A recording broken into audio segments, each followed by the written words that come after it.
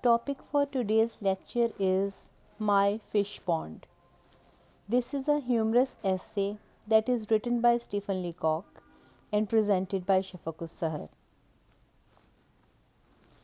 Stephen Leacock, the full name Stephen Butler Leacock, was born on December 30th, 1869 in Hampshire, England, and he passed away on March 28, 1944 in Toronto, Canada. He was internationally popular, a Canadian humorist, educator, lecturer, and author of more than 30 books of light-hearted sketches and essays. He is very famous because of his sense of humor, simplicity of language, and very genuine topics that he has chosen for his essays.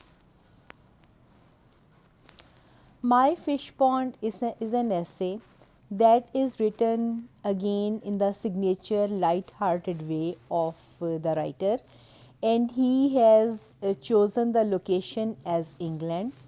He has shown a place that is a fish pond, and it has been in his family for a long time. Now it belongs to the author. And a fish pond, like a farmhouse, is a place where one usually invites their guests, and the guests enjoy the sport of fishing. So, this is supposed to be full of fish. This place is a location that is very beautiful as well. The beautiful location of this place is described by the writer in the very start of the essay. He tells that there is a very beautiful place that is typical English country landscape, and this is around the fish pond. The writer takes us to the fish pond on a journey, and he shows that there is a scenic path that leads to the pond. On that path, we can see beautiful blue hills around, different trees that are sometimes in the shape of clusters, sometimes they are dotted. There are meadows all around, all the scene is extremely beautiful, and a road leads to the fish pond. When you reach the fish pond, all around is beautiful English countryside, and everyone who goes there is delighted by the beauty of nature. English countryside and the fishing are indispensable.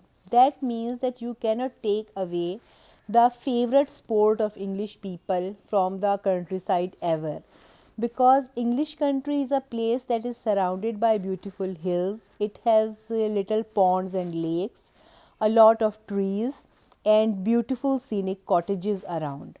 All that scene seems to be very beautiful to the tourist and the native alike. So everyone would like to enjoy this scenery, and actually fishing is a method of enjoying nature and enjoying a sport at the same time. So this is the most favorite sport in England, especially in the countryside, and Leacock is telling us about his fish pond that is the center of attention from all around. His friends and family like to come here for fishing. Silence, autumn leaves, and hills are the elements that make the pond inviting. The writer tells us that there is very beautiful silence all around. You can hear all the bird song and the chirping of cicadas. Then there are brown, red, golden autumn leaves falling, and the hills are blue and hazy. All those things make the fish pond very beautiful. Once there was a sawmill that is gone now. The writer says to us that sometime before, when a spring of water fell into that fish pond, there was also a sawmill, a mill that cut the wood into pieces, that was very antique in style. But now we can see that there is no longer any sawmill there. It was in the past. Now it is just a pond. There are great trees and meadows around the fish pond. The large trees that have been there for hundreds of years and meadows that are full with grass and wild flowers are scattered all around the fish pond. So whoever comes there for fishing would see very beautiful scenery all around. The pond is very attractive to the angler, the people who fish as a hobby. The people who are the actual sportsmen in this series, that mean the fishing people, the community who likes to fish as their hobby. This pond is very attractive to them because every person who goes to enjoy fishing in the countryside actually wants to enjoy nature as well. And this pond has the most beautiful, illustrious scenes of nature all around it. That is why it is very attractive spot for the people who love to fish. But there is a secret, and this is the author's little secret. In his fish pond, there is no fish. His pond is empty and there are no fish in the pond. And strange thing is that the writer is okay with it. He has never tried to put anything in it like the fish eggs or the little fish to make it populated with it. He has never tried. Now why he has done that, we shall see. Actually, no one ever discovers that secret. No one knows there is no fish. And how does this come about? The writer gives us a description. He never invites local people because local people know that there is no fish in it. He always invites people from the other parts of this country, and obviously they have no idea that the pond will be without any fish. He has many justifications why fish do not bite: cloud, season, luck, etc. When he invites people here and after some time they see that there is no fish biting their bait, the writer gives them justifications. Sometimes he says that it is happening because there are clouds and fish are no longer coming to the surface. Sometimes he says that this is not the season for fish to come to the surface. Sometimes he says that this is just a matter of luck. Some people catch the fish and some people don't, and obviously you cannot catch a fish right now. He invites only experts. They have a lot of reasons to discuss why they can't catch anything. So the writer does not invite those people who do not know much about fishing. He only invites who are the experts, because experts love to tell their opinion to others, and their experiences, they like to share them.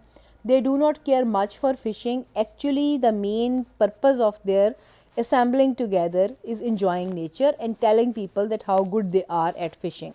So if they don't catch a fish, they have a lot of justifications why they can't do it, and writer doesn't have to make any excuses to the others. His friends come to enjoy the countryside. Catching no fish is not a problem. Actually, the main point here is that everyone who comes to the pond comes to enjoy nature and spend a happy day, a picnic.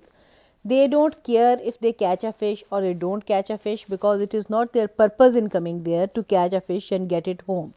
It was only to spend a day happily and enjoy it, and they do it. So they don't care if they can't get a fish, and the writer's secret is safe. The writer has got some equipment at the pond. There is a little place, a boathouse that he has made close by. In that boathouse, there are raincoats hanging on a peg. So if there is rain, everybody can get a raincoat and enjoy it in the open. He has got other equipment there, obviously the fish catching equipment, all the bait and the ropes and everything else. And he has got there some long boots that if someone wants to wade into the water, they can use that. There are some old straw hats again to save themselves from sunshine or from rain or the weather. All those things are set in the little boathouse that looks like a pagoda, a Chinese sort of construction.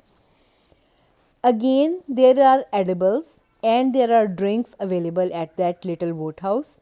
All that equipment is so craftily, so nicely arranged that no one can ever think that there would be no fish at the pond.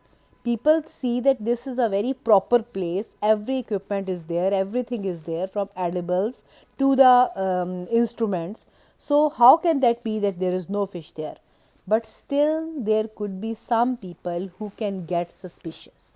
What would the writer do if someone suspects that there are actually no fish in the pond? How to keep the secret if someone gets suspicious? By wearing lucky hats. There are some hats in the cottage close by. The writer gives them to the people and says that hat might be lucky for you and you might get it. In this way, the person who is unable to catch a fish gets distracted and his attention is more focused on the hat. He forgets about the fish for some time. By praising the skills of the guest. If the guest is getting suspicious, the writer suddenly starts appreciating him, praising him, and saying that what a great fisherman he is. So the guest forgets about the fish and he is happy that he has got praise from the writer.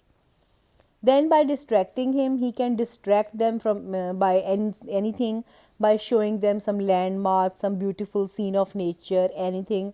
Writer tries to distract people when they get suspicious that the pond is empty.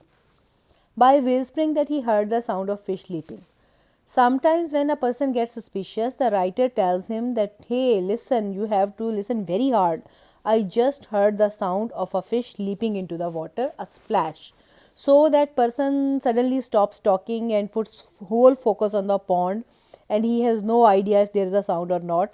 But obviously he cannot say that his host is lying, the writer, the author is not telling truth.